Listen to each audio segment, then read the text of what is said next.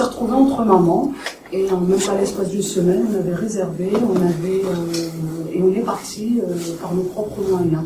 Donc on s'est dit, si on était capable de monter par nos propres moyens, en l'espace, dans un temps très court, c'est qu'on est capable aussi de pouvoir le faire avec d'autres habitants du quartier et transposer les expériences, disons c'est faisable.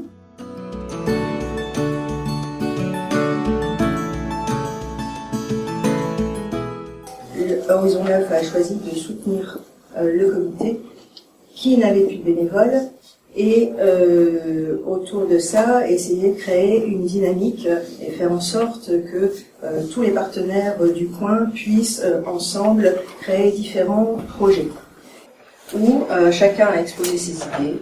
On a écrit un petit peu tout ce qui s'était dit et ensemble on a essayé de monter une dynamique de manière à ce que chacun des habitants soit acteur dans ce projet.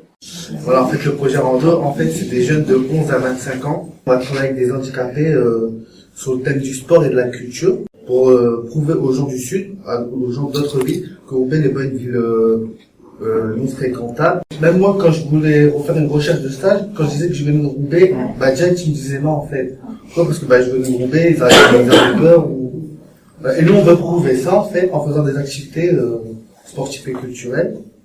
Et voilà, changer les opinions des gens. Et ça peut m'aider aussi pour la suite de mon projet professionnel. L'année prochaine, je vais essayer de faire un BPGF en animation. Donc voilà, et sachant que j'ai fait beaucoup de projets avant avec l'AEP et Horizon 9, ça va me permettre de voir comment fonctionne vraiment le social et l'animation.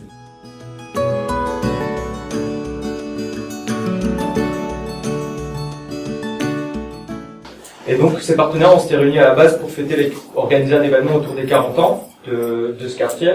Et donc on est allé chercher un peu la parole des habitants pour les associer à l'organisation. En fait, ça a été l'occasion, sans vraiment le vouloir, d'effectuer un diagnostic partagé avec l'ensemble des partenaires. Et on s'est rendu compte qu'il y avait véritablement des revendications qui se faisaient au niveau institutionnel, du logement, de la mairie, et sauf que tout le monde faisait ses démarches de son côté.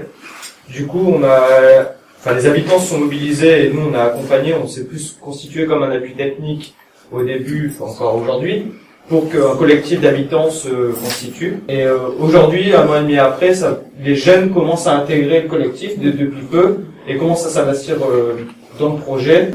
Moi, j'ai entré là-dedans, c'est Christine, elle m'a appelé une fois, et j'ai entré, j'ai dit, qu'est-ce que je vais faire là-dedans? Je connaissais personne, je ne savais pas qu'est-ce que c'était. Et pour finir, on a parti à Lille, on a eu une assemblée avec un monsieur, je ne sais pas comment ça s'appelle, qui c'était pour demander des fonds pour faire quelque chose dans la vianderie.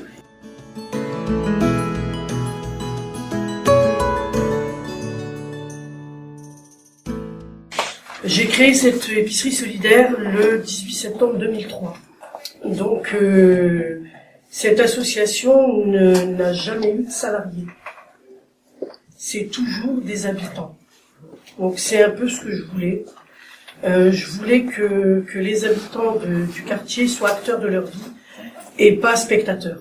Donc, chaque action qui est menée dans dans l'association, il faut qu'ils se lèvent. Si ça demande de l'argent, il faut faire de l'autofinancement. Si ça demande des moyens humains, il faut aller les chercher.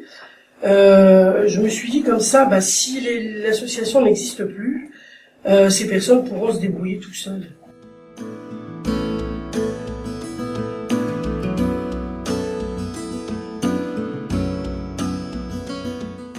À l'heure actuelle, on est devenu une maison familiale. Donc, on a plusieurs actions. Cette année, je voulais faire un genre de livre qui était destiné aux personnes du collège. Parce que la délinquance se fait avant, mais elle est bien ancrée à la 3e. Donc, on s'est dit, l'enfant, il n'y a pas de dialogue entre le parent et l'enfant. Donc, si on marque sur papier ce que la maman veut, mais sans signer, et qu'on le donne au collège, peut-être que l'enfant dirait, c'est ce que vit ma mère en réalité, poserait un peu de questions. Je suis dans un quartier au 48 rue d'Ouascal, qui est un quartier avec beaucoup de délinquance, énormément de délinquance. Et les mamans ne savent pas ce que c'est. Quand l'enfant est pris au tribunal et qui est sorti, elle est toute contente, mais elle ne sait pas que derrière, il a des obligations. Donc de là, on a fait appel à un juge des enfants pour mieux expliquer et avoir des réponses aux questions qui se posaient.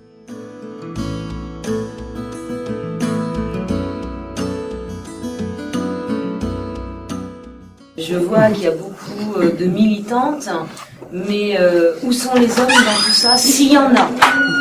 Les hommes, quand on les demande, ils viennent, mais quand on les demande pas, ils regardent à main. Pour nous, en fait, au départ, on était un bon groupe de copines qui déposaient nos enfants à l'école et puis de fil en aiguille, les idées font que, et on s'est constitué en asso.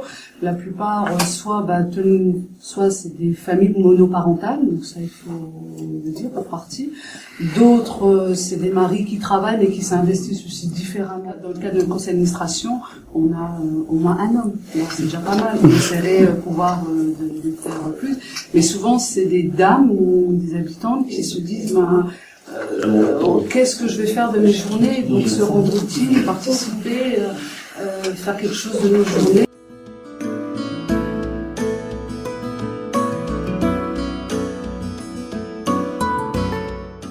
Ça me fait plaisir de sortir un peu et de voir des gens être chez moi tout seul à regarder les carnets. Moi, depuis que j'ai rencontré Karima, j'étais dans une entre guillemets une petite ville.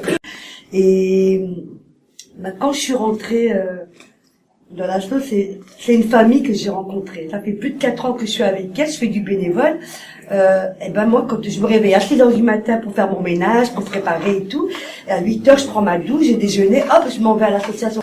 Je suis une femme qui revit, en fait. Je suis une femme qui revit, j'aurais appris à me maquiller, j'aurais appris à sortir, je sors le week-end, je fais plein de choses, alors qu'avant, je faisais plus rien.